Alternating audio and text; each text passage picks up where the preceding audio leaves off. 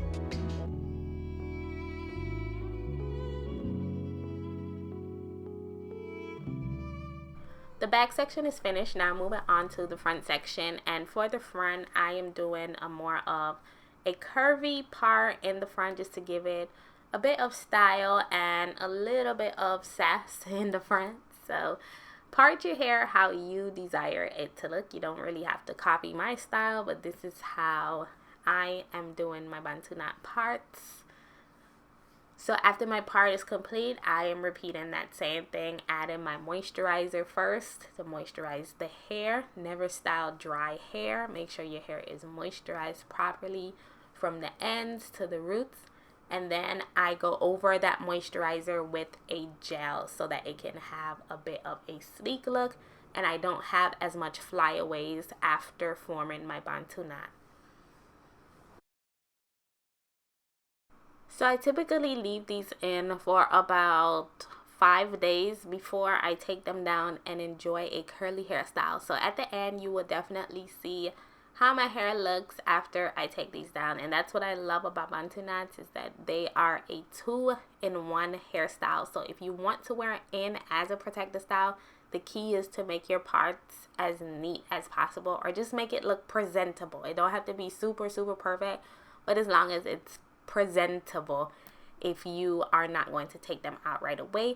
And if you are wearing your Bantu knots out, make sure that you do not start on wet hair. Always start on dry hair with a moisturizer and a gel. Do not wet your hair, because these stuff take a very long time to dry when you do them on wet hair.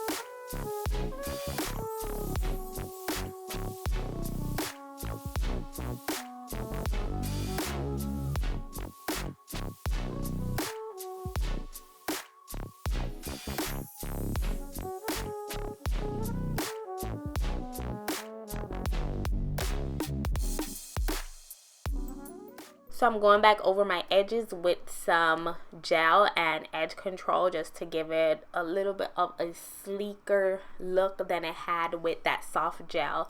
So this is how I am styling the front of my hair. This of course is optional again, but I personally like my edges to look a little bit sleek and neat.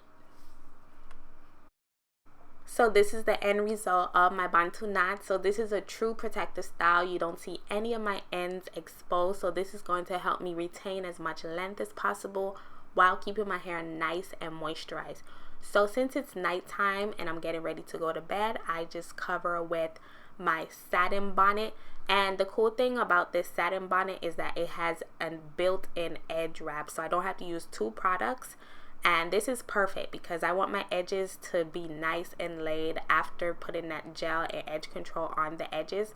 So I just line it up with the edge wrap and tie it, and I'm off to bed, and I can be sure that my Bantu knot is going to look good in the morning.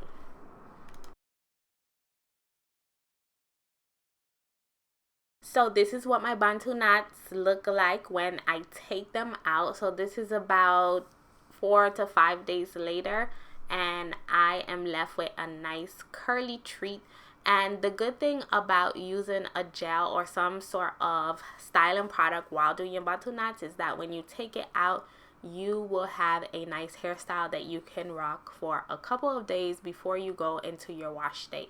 So this is the end result. Thank you guys so much for watching this video. Leave a rating down below and subscribe for weekly hair videos.